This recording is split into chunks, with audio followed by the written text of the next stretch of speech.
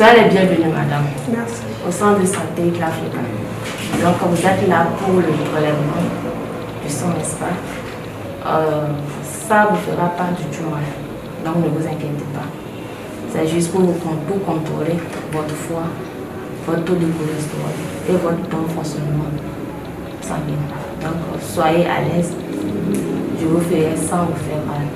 Et après, on fera un dépistage du cancer du col de l'utérus. Bonjour, je suis Dr Kossi Ahadi. Je suis un expert international en santé publique, santé de la reproduction et puis spécialiste des maladies non transmissibles.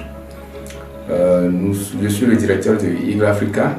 Eagle Africa qui est un centre polyvalent et puis un centre avec une division de santé qui s'occupe de la prévention et du traitement des maladies non transmissibles. Donc ici à Eagle Africa, nous faisons des consultations spécialisées pour tout ce qui concerne les maladies non transmissibles avec les bilans de santé et puis après les bilans de santé, après les résultats, nous donnons les traitements quand il le faut. Et donc nous avons une équipe pluridisciplinaire, une équipe très spécialisée, très qualifiée qui s'occupe des patients. Et donc il y a une équipe qui s'occupe de tout ce qui est prélèvement, tout ce qui est laboratoire, tout ce qui est analyse. Il y a une équipe qui s'occupe des thérapies et une équipe qui s'occupe des consultations. Et donc ici, nous avons plusieurs types de thérapies. Nous avons des traitements à base des substances naturelles que nous prescrivons aux patients lorsqu'il y a des problèmes de santé, lorsque les résultats démontrent que ces patients ont besoin de certains produits. Nous avons des produits très efficaces à base des substances naturelles que nous leur prescrivons. Nous avons également des thérapies naturelles comme la digitoponcture, la moxibustion que les patients peuvent recevoir et qu'ils reçoivent. Nous prescrivons aussi le sport thérapeutique pour certains patients, tout dépend de leur cas. Vous savez, les traitements, nous les prescrivons en fonction de l'état de santé de chacun des patients. Et donc, pour certains patients, nous recommandons des sports thérapeutiques. Et il y a plusieurs pratiques de sport. Et dans notre salle de sport, avec plusieurs appareils que nous avons, plusieurs machines que nous avons qui aident les patients. Nous avons également des machines pour pouvoir faire certains dépistages, comme le dépistage du cancer du col de l'utérus, les lésions précancéreuses que nous faisons.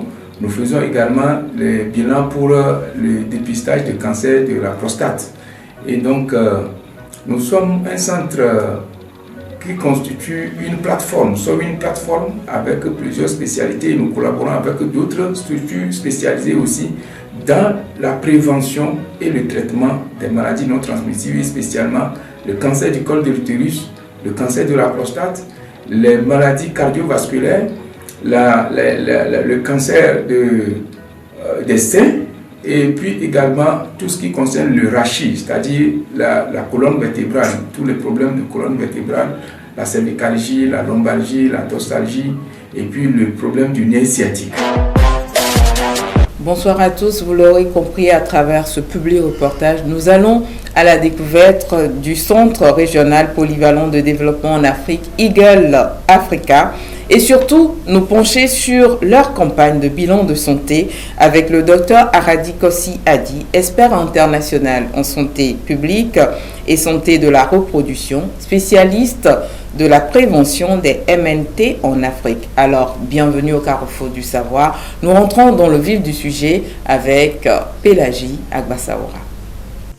Le cancer, une maladie provoquée par une cellule initialement normale, mais dont le programme se dérègle, entraînant une multiplication anarchique des cellules anormales.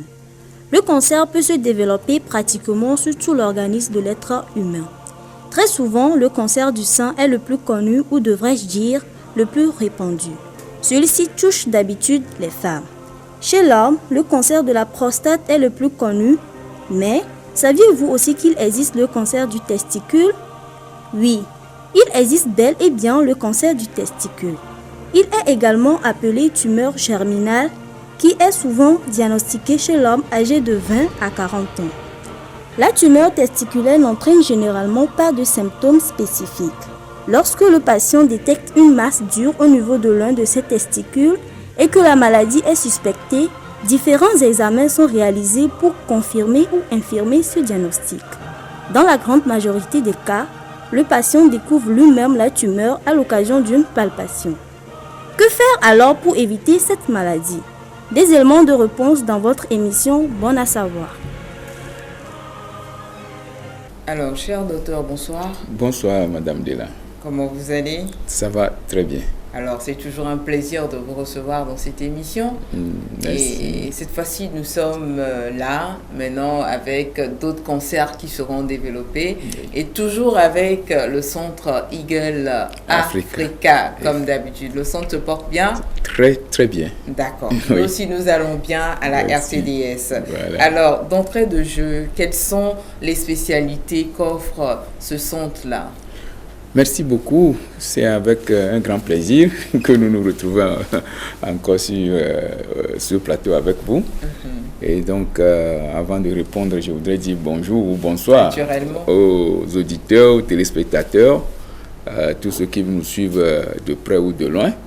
Et donc, nous vous transmettons la salutation de notre institution, Eagle Africa, et surtout de notre centre de santé, Eagle Africa. Bien, les spécialités ou dans quel domaine notre structure de santé est spécialisée, voilà. Eagle Africa est spécialisée dans la prévention des maladies non transmissibles. La prévention, le diagnostic, le traitement des maladies non transmissibles. Et quand nous parlons des maladies non transmissibles, nous commençons toujours par les cancers. Les différents types de cancers, notamment les cancers gynécologiques et mammaires. Et quand nous parlons des cancers gynécologiques et mammaires, nous parlons du cancer des seins, nous parlons du cancer du col de l'utérus, nous parlons du cancer de la prostate et nous allons parler aujourd'hui du cancer des testicules. Cher docteur, pourquoi vous riez avant même de prononcer le nom de ce cancer? Non, c'est parce que c'est peu connu. C'est peu généralement, c'est pas que ça existe également. Exactement. Ah, exactement. C'est peu connu, on ne sait pas que ça existe. Et surtout, vous savez, bon, comme les testicules, c'est la propriété des femmes. C'est pourquoi... La propriété des femmes. Ah, ce oui, sont oui. les femmes qui portent les testicules, cher docteur. Comment se fait-il que ça peut être notre propriété alors que nous n'en avons pas, cher docteur? D'accord, nous allons découvrir ça dans tout à l'heure. D'accord. Alors, vous traitez différents cancers. Est-ce que votre centre Eagle Africa est en collaboration avec d'autres centres également? Effectivement, oui. Nous sommes en collaboration avec plusieurs centres qui sont aussi spécialisés dans le traitement des cancers, notamment l'unité de cancérologie du CHU Sylvanus Olympio, le Centre international de cancérologie de Lomé, Ce qui vient d'être inauguré il n'y a pas longtemps. Nous avons des partenariats extérieurs au pays, notamment avec le Maroc, avec la France et aussi avec le Ghana. Oui. C'est beaucoup de partenaires. Beaucoup de partenaires. Et toutes ces personnes-là interviennent quand besoin il y a, c'est ça, pour venir en soutien? Tout à fait. On travaille ensemble. On fait des références entre structures. Et donc, c'est comme ça que nous collaborons. Mais nous ne sommes pas seulement dans les cancers. Parce que quand nous parlons des maladies non transmissibles, c'est une panoplie, toute une panoplie de maladies.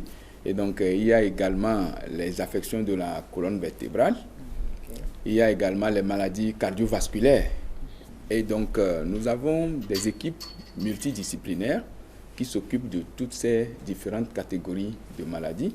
Et donc, nous sommes à un carrefour de plusieurs partenariats pour pouvoir faire une bonne prise en charge, d'abord la prévention et une bonne prise en charge de toutes ces questions liées aux maladies non transmissibles. D'accord. Après, docteur, Georgina va m'y avoir les gars pour y aller. Et dia nemi kwa mi cancer be nya mi bona mi kan ji be gbe mi ya ga cancer be nya alo nya ke mi ja ewa akpekaka mdogbene to jino lo mdogbene mi atoku mi ano nyawa nemi dogo mi bona cancer be nya Voilà, miabe doyopea muni cancer be nyare de komi ono. Miabe doyopea nto doike o mi wona enye etolele yo ke o mo khona la mu. Donc dolele yo mo khona la mu wa o sobo. Cancer o chan leme. OK. Et ti be dolele crise cardiaque a pona me gbagba ko amela ajania e be dolele eleme. Accident jole tagome yo na be AVC eleme. Tension be dolele alu diabète be dolele kudo dolele vovovo abe chimefu be dolele alo atadu ame be dolele mo togbe a milena nkuru antiwa le cancer bakpadia ano be cancer nyonu be vidi donu be cancer untu be tijagoi alo prostate be cancer kudo untu be neku be cancer oye ntie mi ja fon foso igbe ko ni mi egun funa docteur joko na nu ma nyere se funa gomene docteur kobera le gasia gamene mko nyonu ye mjibe mia glo nya so nfu be neku be cancer be nya nchikwa ejona jine nyonu yo ya nyawo le konu nya nyon le fie ba nya amule konu awle we konu ja havi bo konu ta o kismele ke mu blona kokokwa ntu be nekwa mu ntu to be nyu meketo nyonu to yo le camera ya la pote nu majuma nya me ne Kenya no acha ma ano ane mi le gba no acha be nya ano nyonu ba no mu nyonu ba no yo ntu ba no yi de viore de viore ba wo ne amede ni enu ya nfu enyi gomo jeje kunu wo ne na no je ne gomo de viore ba wo zare ko agbaje baba wo ne nu ne kwa ne ke nyonu cha enyi gomo jeje kunu wo ne ku et puis encore nkenchi ne kunyi nyonu be enu toxe do enyi bena de vi me gogo na ne ku amega ho ameshishi de vi me gogo na ne ku ta oglo bena vi onka vi ble kwa no me guna ko ta we ne ku ta ne ku ele ne nyonu toxe inchi ne mi ne ku nya glo nyonu do la keto alen ku videnchi dune ne kwa le sesendia afio yo ele necessaire na o yo la no jijo popo me gasia game ne kwa me necessaire o kwa ku reve me ne ke na no acha le nyere ne nyonua ebo nsu cha le jijo popo me nti fa la fe me nya le fi me yinchi mi jina be enu mo do nu fo video ni odula no la me semi ano dede no no me wa no le bene game a amesia me la no po jijo pour me là non tu fais femme et du quoi tu as là inco mi glazandé avait les centres Eagle Africa mi on a et nous et cancer et dolele si et centre adikai on a doa alors mi on a dokudo et centre buo pour se souvenir dohi et peke mia mi la te gogo ame yo chonle ke ne mia te kpo ku he won tie gbo a pe kaka o po be la me sebe do wa ya mo yo du tunu la me se emi ona la me sebe do le ko vovovo me e nu dele ele février me sia me do la nyenye be na america me pe na la me sebe nya ji o abe ire kapo ya wo la me sebe nya o pata ire ke du tunu la me sebe nya ire ka awo me le nenu la me sebe doa ema toxe ta intimi glo abena discipline au niveau vovo et donc à dore benya mi on est dans l'interdisciplinarité mi on est le kadodo me kudo nya do la vovo nya to vovo ta mi be do pe mi le nan kudo do yo ke benya mi glanti va mi le kadodo me ple to ho bubu abe tout coin Sylvanus Olympio fille que comme nya kondiga afi ke kona cancer be nyagboa mi ona do asila sime cancer be centre yere ko hunni so le amada homia mi ona do asila sime eye do vovovo o le duta abe France abe Maroc abe Ghana alo Accra mi le cadeau de do buo gba le Togo fia abe ATBF plus de buo Rising Hero mi le cadeau de me enane du kwa be ngogbe dede akpe mabe soto vona e won cancer wa et diabète mi c'est na ejeji diabète o bon korinto le mi yona le mi adegbe me e ponyemte yona ejeji adido vivi be dolele ye won adido vivi be dolele ke ka flameron to chen ona wanti wo munya no ne va do face de aken gbonya mi lati pomposo kudo do wanti vire na mia pe kaka do wan do vire beni do barabarari ye we be na hihia katan den kekere tume mi duni so le 15 vai et ni que mi na be journée mondiale de la lutte contre 15 novembre alors octobre le triam et apa wo ko titre do di do vivi be dolele nti do di do vivi be dolele a ani dolele de bena e jena gomo che ko mano sentiro o man ndekpe ntomazeo gake atiava anola meno ano chichi kaka ne gake mo dokevo hafi wa de do kudego bo nyebe dodokpo ikemi wona nene be dolelia alumia kpo nene be no dodoko vi chere ko nye nyao dodoko mo na chichon fike na vivere na mo na chicho chevo kwa ola kpo kwa be na adido soukle le yidi le voix me do soukle be di le vume a do nu de le mia be la mi yona be abe mi yona be pancréas ne be do no ne va me be do wa me le sogbe de dudu nu wa ti de libe de na tona de vume ti aye régler na soukle le vume ne ti am va le yide voix me de dudu nu ati régler soukle wona be soukle tina voix me quoi ne be nu elle veut virer be na mesiame bayi konji ene wi konji awano do po nya nu ne o jora tata dira gado me amuno na ikonji gakia omo wona le kebe du po omo biona chambe omo biona bo na we na yo eye jogwe 20 mi to dokita do chan omo biona bena wawe eye gba so pe nto chan ne me le fonu gasia gamea omo biona bena mia Africa mi so do mi aroki ojibe mi akpere du kwanti bo mi akpere mi adokita on to chanti mi on to mi akpere mi ano no onti mi atoro kitaro on to cha mi négliger na mi aroki o mi on to mi le konji gbesa gbogbo vo mi mo ti wona diabete be mi wona ne mi ja tu fe ti mi mte wo diabete be dedo poto ko mi anwa alo vi ne mi aroki ko akpo be na de leke mi abe soukle le le voix ma lo a de vi ko akpo be mi me wona gasia gamo alors que de do pas que venia ehia bo wa no we eji do elasti yiji gari pepe game donc ane do pour méthode pe ke do soukle vivi dolele won cha o cha no we na po bele ke bele do ma no do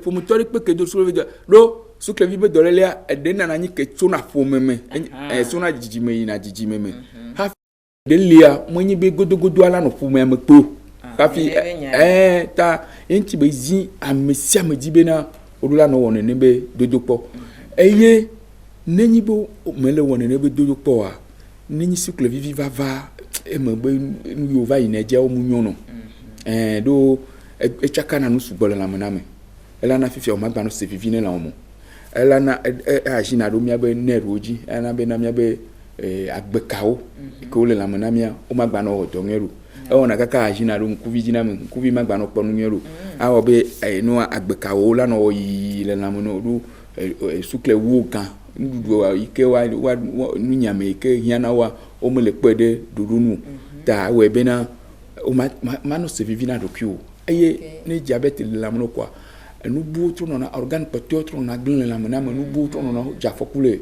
la mena me ta elle veut vire be na me sia me na titere diabete be enyayanchi na me sia me ne kwatepo dede emi glen fi ave dodokpo vitu kunyine ko e wona so po na le kebe no agbo bo ani mi on to ade mi do na no nyiko de wa ne le kebe dolele anga gogo mi a lo le ke o dolele ke onya enu ike na be evenemia yenye enu dudu nu dudu be dolele be nya diabete nto mi agro aso na nu dudu nko mi le duwa o me diabete tona e veve to nu ko me soukle no na subo soukle nto gbalu nto le dukisia enya foku ne mia belamo donc aminga no du soukle ko mia no du vide eye efedu nto le amba nhia glo do ona no ne bo le contrôler ehunwa Là, tu n'as du vivi, on y a le contrôler, on y a les québés, les doux le voix, mais.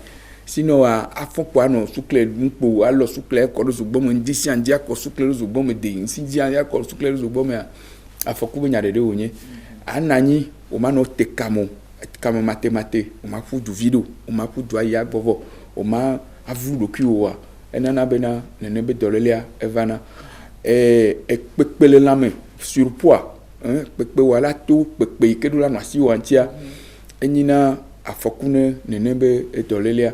Eye lo lulu mi ye no lulu to medro mi y a une obésité pe wa ni surpoids mais obésité ni be lulu to medro d'accord pain et to on va awani echani enu kenyi risque afokunu ne be tolelia be vava tanu bubu galé abe aditama nunu le tabac, les stupéfiants, nous on besoin on favoriser na au mignon, au faveur. Alcool, nous. C'est ça nous. Allo vivi nous. C'est un quoi, il y a tiens les mains. Vivi nous. C'est ça nous. Akpa. Minga jo non lui que quoi voir. Non, ni bena miate ay zon de sedi be mi ma agbenu le agbo be mi ma nu opo awa mi podede mi ajo no nu si kwa mi podede vonu baba me be mi anu pelu ama akontanto ani akontanto e odura jesi lo me mi le anya lo me lo hafine nu la no to la to enyo ape. Merci docteur. Nous évoluons toujours dans cette émission, vous l'auriez compris, on va aller aussi bien en vernaculaire qu'en français pour permettre à tout le monde de pouvoir comprendre ce dont nous sommes en train de parler ce soir. Alors, cher docteur, tout à l'heure en vernaculaire, nous avons un peu brossé l'aspect diabète. Est-ce que vous pouvez revenir sur ça en français pour nous, les préventions et tout ce qui tourne autour du diabète? Oui, merci. Je le disais tantôt que le diabète, c'est une maladie très dangereuse. Mais une maladie qui vient de façon simple, qui se développe dans l'organisme de façon très simple. Donc elle est silencieuse. Elle est silencieuse, elle commence, elle ne dit rien à personne. Elle se développe jusqu'à ce qu'elle atteigne un niveau avant de s'affirmer. Et donc, je disais que sa prévention est simple. Sa prévention, ça commence d'abord par le dépistage, le diagnostic. C'est-à-dire qu'il y a un test simple que tout le monde doit faire. Qu'on soit diabétique ou pas, qu'on sache qu'il y a du diabète dans la famille ou pas, il y a ce qu'on appelle le test de glycémie que tout le monde doit faire et régulièrement pour connaître son état de santé en matière de cette maladie. Et en plus de ce test-là, il y a des comportements à adopter pour pouvoir prévenir le diabète, notamment les comportements en matière de nutrition. Oui, les comportements en matière de nutrition, puisque le plus grand ennemi de l'organisme, c'est le sucre. Et c'est encore celui qui fait plus du bien aussi à l'organisme. Ah oui, parce que l'organisme se nourrit du sucre. Du sucre et d'autres nutriments, mais à un niveau donné. En dehors de la nutrition, il y a le manque d'activité physique, la sédentarité, le fait de rester là, à ne pas faire des mouvements, à ne pas faire des exercices, à ne pas faire du sport, à ne pas faire la marche, ça contribue à ce que le pancréas ne produise pas bien de l'insuline. En dehors de ça, il y a également le surpoids. Le surpoids, quand le poids dépasse, il y a une formule simple. Quand nous calculons l'indice de masse corporelle, il y a une formule simple. Le poids, c'est la partie décimale de la taille. Lorsque votre poids dépasse, plus ou moins 5, partie décimale de la taille, plus ou moins 5. Lorsque votre poids dépasse largement cette partie décimale de votre taille, ça constitue un problème. Et donc, il y a des seuils. Quand ça dépasse de 15 kg, vous êtes dans le surpoids, mais quand ça va au-delà de 15 kg, vous entrez dans l'obésité. Quand vous êtes dans le surpoids, c'est un danger pour le fonctionnement du pancréas, c'est un danger pour la régulation du taux de sucre dans le sang. quand vous rentrez dans l'obésité, ça a un danger plus. C'est que ça amène beaucoup plus de complications. Le risque est encore plus élevé pour le dysfonctionnement du pancréas et de la régulation du taux du sucre dans le sang. Okay.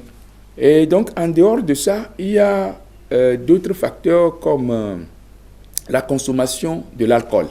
Donc, voilà les facteurs de risque du diabète. Et donc, avec des complications, le diabète se déclenche et qu'on n'a pas un spécialiste, un professionnel qui doit le prendre en charge et qui doit vraiment vous suivre de près, vous allez développer des complications et ce n'est pas facile à gérer. D'accord. Le diabète est très dangereux. D'accord. Alors, docteur, ce soir, nous allons plus mettre l'accent sur les cancers masculins. Oui. Et c'est vrai que le mois passé, c'était dédié à Octobre Rose. Et généralement, quand on parle d'Octobre Rose, on parle du cancer du sein, cancer du col de l'utérus. Si on peut faire un tour rapide sur ces deux cancers-là et entamer le sujet ou le thème de ce soir proprement dit. Oui, le cancer du sein et le cancer du col de l'utérus sont les plus grands deux tueurs silencieux des femmes. D'accord. Oui. Et donc, le mois d'octobre a été dédié à la lutte contre ces deux cancers et surtout à la sensibilisation et la mobilisation pour que les gens comprennent que c'est facile de faire la prévention de ces cancers-là, surtout par rapport au cancer du sein. Aller faire la palpation au niveau des structures de santé, aller faire des examens au niveau d'une structure de santé et aussi les conseils que nous donnons pour pouvoir prévenir ces maladies. Nous avons, lors du mois d'octobre, nous avons donné beaucoup de conseils. Et également pour le cancer de l'utérus, nous avions fait beaucoup de campagnes, beaucoup de sensibilisation, beaucoup d'éducation et nous avons donné l'opportunité à la population pour se faire dépister pour le cancer du col de l'utérus, le cancer du sein et le cancer de la prostate. Oui. Et puis, vous savez ce qui nous a beaucoup attiré l'attention ou attristé même, je dirais, lors d'Octobre Rose. C'est que nous avons eu beaucoup de cas de seins pourris. Oui. Seins pourris, les seins de femmes pourris. C'est-à-dire, les personnes n'étaient pas conscientes ou je ne sais pas. Les personnes ont commencé à développer la maladie et souvent, c'est comme ça vient de façon silencieuse. Et il y en a qui ont su qu'ils ont une boule dans le sein, mais ils ne sont pas allés à l'hôpital pour se faire dépister. Il y en a qui sont allés, on leur a effectivement fait le diagnostic qu'il y a une boule dans le sein, donc il faut faire des examens. Elles sont portées disparues. Et quand nous avons fait un peu nos investigations ou lors de nos entretiens avec ces femmes, on se rend compte que dès qu'elles sentent une boule, elles partent au niveau des centres de prière. Oui, au nom de la foi, elles partent pour aller prier.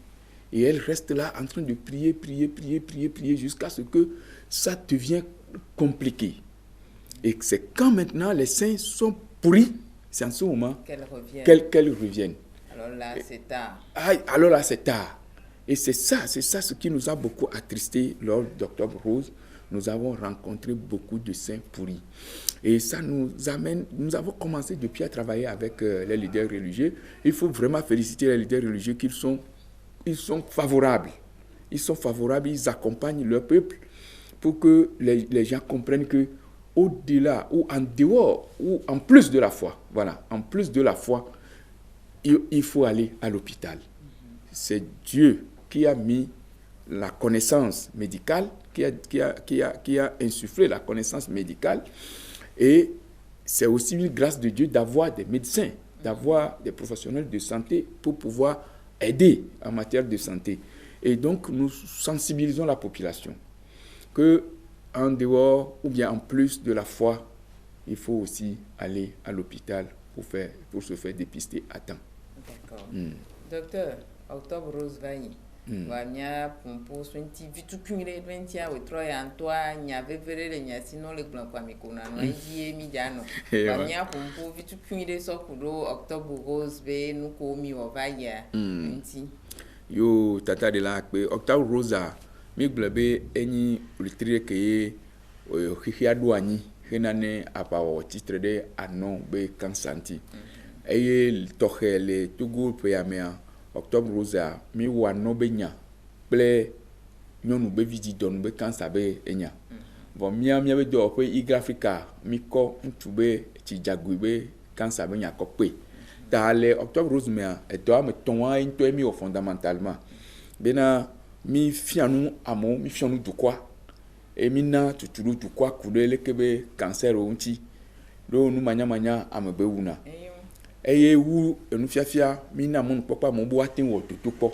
eye mi wo tutu po fufufu le mi be ekonji mi wo tutu po fufu na no mi wo ne nyonu be vididonu mi wo ne ntube elanti eye le nu yi ke mi do jesin le ritriame keke nye bena nyonu kede o va ko anovovo enyi banyi be nyade bena togu nyonu eyoko ano o doje si bena kuva no mena yoa gede o mu va konji o edo yo ke va konji o do po be kula no amea eyi ke wa a wonu ya de ke mia godo a suivre traitement a suivre nu ke docteur gblono wa yo gbe futa gbapò ojo ilu gbedura pe o yo wa gbedura pe fofofovo o va le dugbera kaka ma u danado mi khoji se be mi be ma wa le khoseri pepe mea e danado eye dadona me gereo e gba poto le dodan kakia eya bena mi ayi konji eya we bena amedua na no va vovovoa kafi yo va trona vana mi agbo emi doje si bena anovovo sogbo va mi agbo le octobre 12 be gapofo ame danu ya ni veve se gare go bena no vovovoa nke mi agate awo nke mi agba no switcha kaka no la va vovo ya ko be cancer ai di salam keke wo cancer be dolele ni jegon me afike o jegon me le ni mi doje si le funu kaba eye mi tele ne avu le funu vone be ni be e jo be kakale la mo ko ka fi anu ala va vovo anya be e di sa e vovo kwa o re ke ngalo pati anya gbagba jeje ko anyi mbla ni be nyade ta mi de kukune mia togo nyonu mi de kukune mia fofo mi de kukune mia to anua nsuba no ye mia to nsuo mi pere mia son wonti ne won afoku wan gbanu vavana o ni mi gbedo jesibe nade mele ji yin kwa mi jago mi ba konji anobe dolele antoa mu hia be no anote ai ko be nde ne va no dun kumo do hafi no ayi konji nto mi ano ikwa ne wa no check anu na nto mi ano ikwa mi ano check anu akora be nto mi mate wala home ya auto palpation auto mi nto na mi ati check mi nto cha mi ati check la home ka ke voix onuglu zere calpe me odola i dokita gboro kita la check no nto gba le check cha dokita cha ne check le kita na check mi conseiller na bena onto a check ne zere cal retrime a check ne zere cal retrime vonu glu ne mani zivele pemo wa on zere cal pemo dokita cha la check mi gblon fi ave anua nyusu to zande ya mi ga gblon kero nkedo nyonyonu to onyo anu yo ato nto jesie emi nyani le jiranya enu enyo no to anyo no jesie nke nyonyonu enu enyo no to a ewo na be neku eye nyonyonu to come jonaji ne nyonu ta shall vesi anu anene donc entie ya jo nyonyonu to jo nyonyonu to ifia we troya mi gblombe mi la pompo sugbo sokuro cancer ko kan nusu klodia cancer o sugbo kan nusu wa alo ekejona jinenyo no we cancer apo o pobe ntu be cancer ani mi agbon to ko be cancer abi nsu topo benya cancer ganga mo ve pe eke ko ko ntu be ti jagui be prostate be cancer kudo ntu be neku be cancer ne kwa chane na cancer sigale ka no chale na cancer nene eyo donc a we troyare kenti komi ja pompo kudo efe apatalo de ka Wotro ya mia pomfoso nsube ne kunti. Do nsube ti jagoya mi fianu sonti gbogbo revayi. Ne nyi be gapopo a do mi aja mi ati adun ku vindo jipo voir nsube ne ku anto enyi mi ke nkan to yo na be ne ku ne kwari ne kunyi do nu vavide le ntube ntunyenye me bon ntube ntunyenye anu le me ha va ne kwa enyi do nu do me to de ka le vavide le ntube ntunyenye be do nu me eye ne kwa me gblan be ne nyibo le gblan ne ku kwa no be nya amumu duna asu bo hafi ponele wa be susumo si gbe ne mi le gblan prostate be nya fifia amuna bi nkanyi prostate le kebele do le kemele do kami va na décrit avant no de me kaka kimba mo va Sénégal mo vo ne ku ya no gbe ube ne ku kwa Amerique kukule ekpo ne ku po nya no yewe na be mesia me mona njeti ore gado me chari do jide viade o jide via vi fe anyi tu vivo kware ne kwa la tamene ne kwa me la tamene fifia ma yi be doko bo na ji doke ne ku ono ne ku ono do ham wa eto am fento enyi ne ku be do adodi meto eke wenyi do ma docteur mi planiasi do tutu gba na ne kwa enyi be na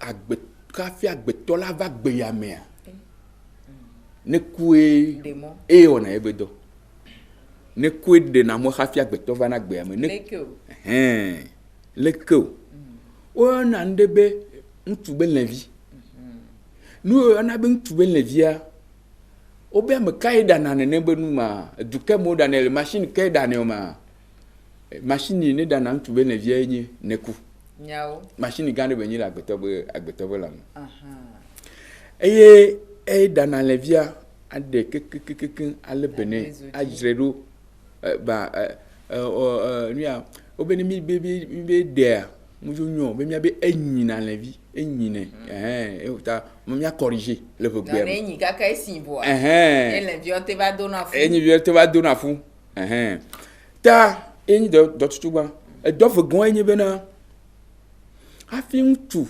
na nye ntu wa wi e be ntu a ade na ne ku de na si de tona siwa e wona do le nsube na me e na be na nsu ni David jogbono le tia ala va doje si le gbo be na angomo le tofune ala va doje si be na ano nya be ano tona nsu ano le tone egen ave egen le tone yebe gbe le to nsu be gbe lo nsu be gbe to vonu nyonu be gbe yebe muscle yebe kawo agbe kawo kudo nsen kawo o le to e nana be na nsu tona wo nyonu do chonto na ya ba siwa we le bena testosterone eni hormone de ne ku de natona bo nya do ye testosterone gba ona ye nana bena nyonu juruna nsu e yo yana be la libido e nana be funa nji ne tula ni fifia e nyonu la ba yikoa e nyonu ala dronswa e se sirin so ala do se sere la me ene kwa be chima e ni testosterone ye nana libido ye nana bena nyonu drona nsu donc anyusu ko nyonu drona wa funa anyabe chiwa mu le sogbenyelu ne be noa eke gbanana bena ntu tinate ntu lina alu ntu titea ne be noa funa e be sona wa esona hohongbo bona ahohon ale wo ebe do chiwa mu le lamu wa akpo bena nsumatia titeo bona siwa le dudunua enana bena ntute etinate donc anglo be érection donc ye ne ku wona wa we ma ne ku do suboro nyam na se be fofu ayi wona do atikwa edwa so na ne kwa esuna wa wona do afo ya role ne wa amega wa ya ba amega ya ba so na no rura kwe fifiari docteur mi be kaflan ne kwa wona do subo leke be ne kwa re ela te va no infecté fa Abila te fait boire. Le dolele la te fait boire. Yo. Au point de quoi, dolele vous va dans le coup. Nyao. Kaka fikebe le wancha. Bere kaka nous tout le film voir. Nya banane. D'accord. Dolele vous va dans le coup. Dolele mato que va dans le quoi. Allo dolele de moteur Kenya à fou. Il y a dolele be à fou. Allo il y a be hydrocèle. Il y a dolele va dans le coup ne quoi si luna ne quoi me. Et va luluna alulu gande. Va elelenia min dolele vondi benyu. Ni dolele ya mun na dolele vondi kaka una me pata eluluna me gbanya na popo me la no adwa hafia azon amla ngati na me facilement ejo zena ya ne ba menene zena la me antia ezene da ne be dolele eli vana ne ku afi dolele buchanga le vana ne ku ikemi yona be kyste de l'épididyme le kemiati glore va enina kpude va nona ne ku be tame eye esi de chano na chamo les vieux e chano na vo ben les vieux ve bonatina e chiamo le funu ke ne le funu elulu na do de be na angomu gba funa na mo miedo ame angomu la no pene matia haya le lukimu ne be dolele chan ele hafi e dolele bude gali ne neku e kemiona bina inflammation des testicules e na be ne kwatena ale vone aklualo kemisite to akenana elle vona foi elle vona foi e ya ne kwa ya te elle a la te la no du amea e jani e dolele vana ne kwa hafi e dolele vana ne kwa ikeni tumeur ikeva na cancer vana e anyina boule allo amea no santibe nde le ne quantini le pe allo sing ne kwa le sing ne quoi le sang la fille c'est un amas dur que ne le toucher elle peut ne quoi le que non a doit ngale funa le sang ne quoi gado me ani ton se ne nia me venon kaka le gars que me va trop le ni do barabara voir afie amelati va no se veve et zigerian ne be tumeur aí va évoluer na va nina cancer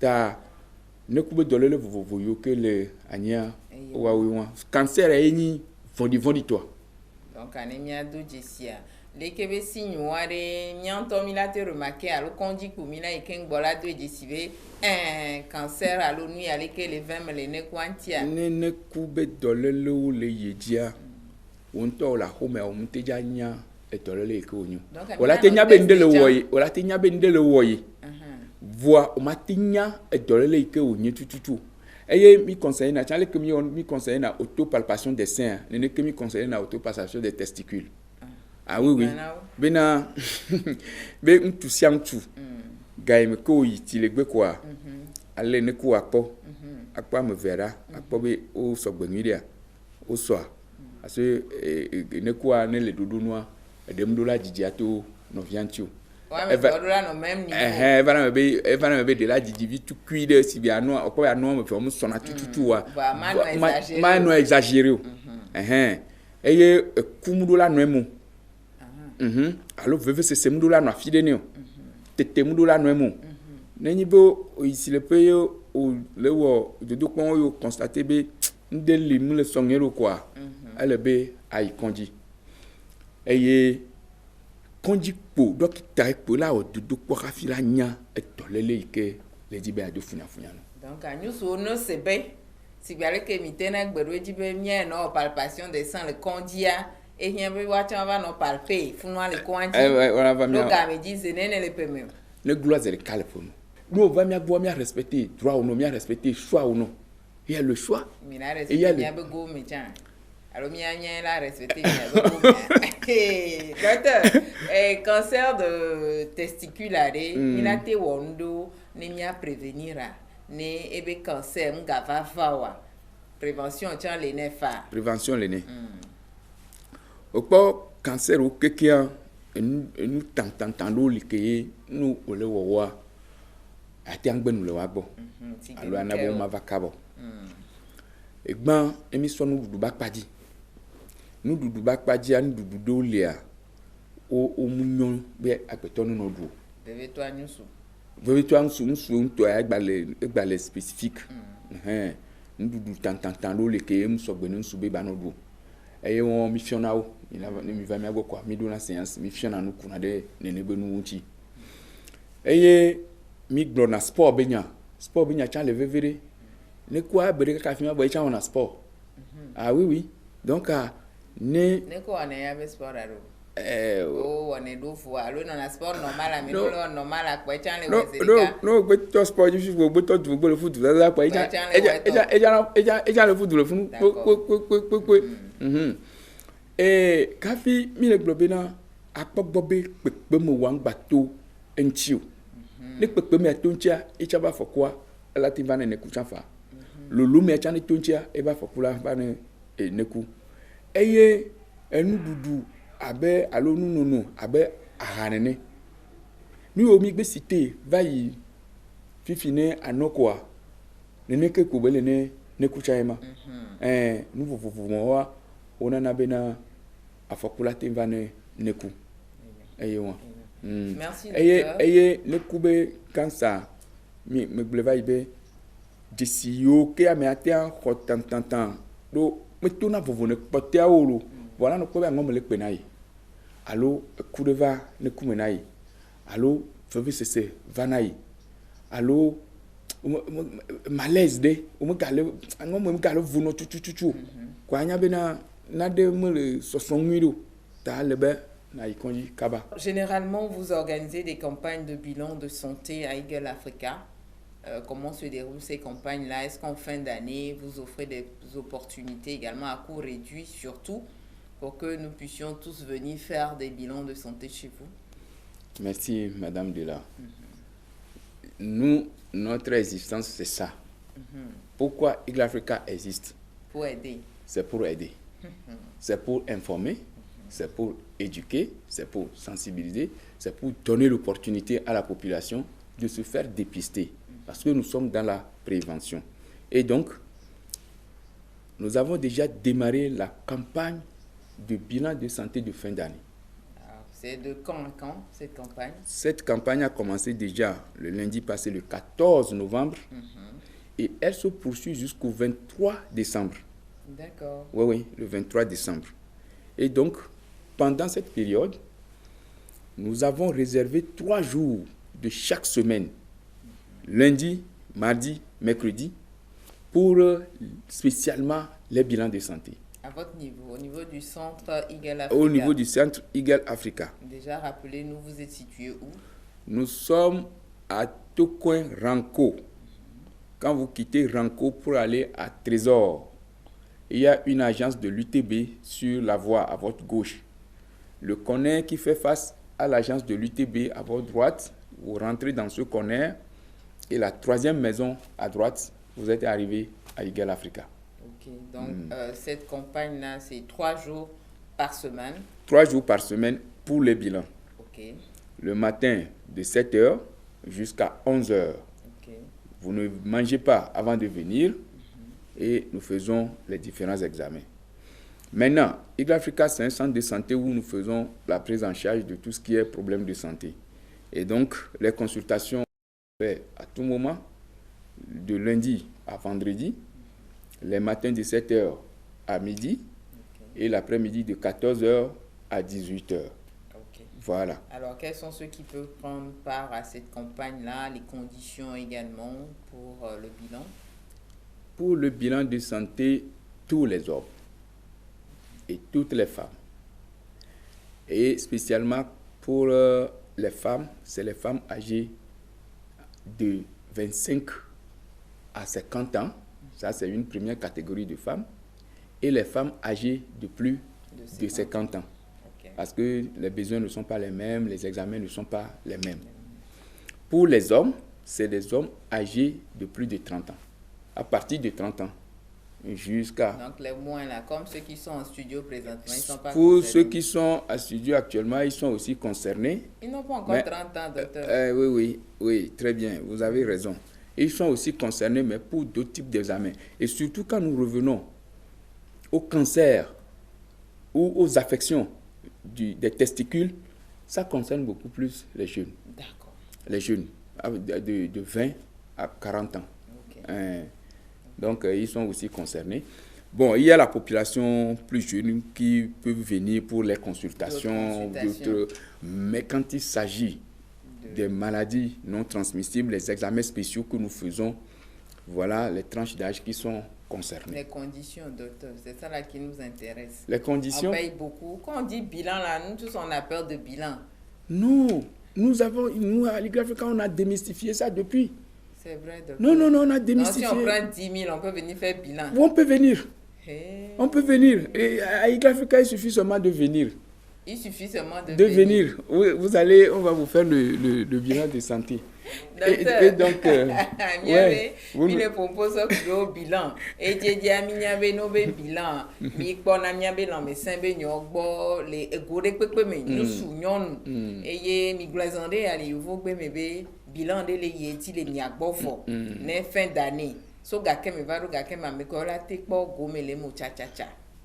Bilan que mi le ole miagbo mi toji ni so Juragbe.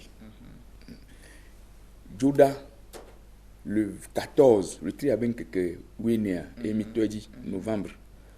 Media we kakakakala ko ido décembre 23 décembre. Et mi la wenu le tri me media diaben que brave vo tolia et di media wenu le. Bon ne nebe campagne mi le we le de dukpo ba padia mi ona ndikanyamel.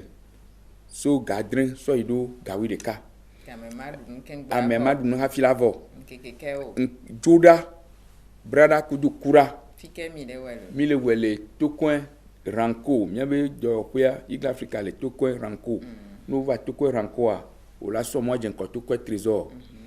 No le mois o la po agence de l'UTB Gajirado pe banka o la po UTB le 12 miome. Kona kekpanko le 12 mea yeni miabe kona no gbedu kona mo kwa ho me tongo le 12 me kwa o va do Ligue Africa mo mais dès que pera te po gomele le kebe examen be o wa me me sia me la te po gomele miabe dudu po me eye dudu po wa mi on a dudu po vovovovo afo bi le doa abo le doa ke gbele o pa va Ligue Africa ke gbele o poa on la pe di mi ale nkura gonchino mi ale nkure ayiku nchino radio de pepe ke hia allo échographie de pepe ke hia allo humbe analyse de pepe ke hia mi ale nkuvido nchio Après docteur game ajo le mia gbo boy nya kele nya sina togo juko akele kpo mi le gapopo ya mala me ko nto chan o le kpo mi le juta nya kele mia si anyi bena e dolole yo mo khona la mo wa o mo le wonu nwido e be to cancer wa o mo le wonu nwido da le ba me sia me ne ti tere ru kwinti me gano tebena o java pede yinti so alors bo a décréter gratuité des services la fide raffiné ya yine avec l'incovid de kwinti na me dem gba gratuité des services la fide o chan on to gratuité de docu on to pede docu onti na tinu agbe vide do nene be dololo wa o le afokusu bole va pour mume e be veto de vieux to le no be vire na mi ne dolole va do pour même quoi de vieux be do me chakana wa be sukulu yi wa be dok papla ko to ko chakana ta me sia mene non nous allons on ne saura terminer sans la partie tag. Le docteur s'y connaît, mais il ne s'attendait pas à ça. Rapidement, cher docteur, quel est votre plus beau cadeau que vous avez déjà reçu? Le plus beau, hein? Manu Tikingbo.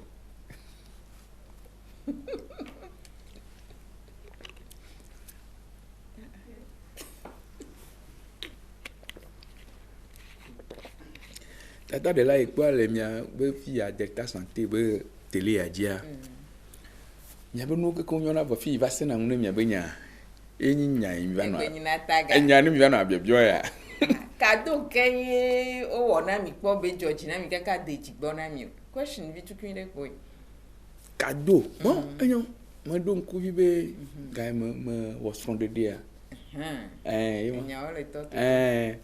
me deva mo cadeau nous subontolo voir me deva cadeau na ma Georgina Georgina nto bon bien c'est tout le PAMAD ou période que Jonathan mi wo le que quelle est votre période préférée de l'année? Octobre novembre. Quand ça fait que Jonathan mi docteur. Octobre novembre. Si vous pouvez vous réincarner en qui ou en quoi voudrez-vous que ce soit? Oh oui. Ni la ga jokia. Nke me minaji la trovado alors me ke me minaji la trojo vado. Bon, ne ma gba jokia. Docteur Haji ko ma gba jo. Eye ko jo chinami. Voilà, ne ma gba ba jo amobua, on ma jo nyonu. Comme ça ma kora bi la di. Bototola no ma. Do ne nyonu ba no a nchama porter no vire ma kora ne ma fofu vire. Ma quoi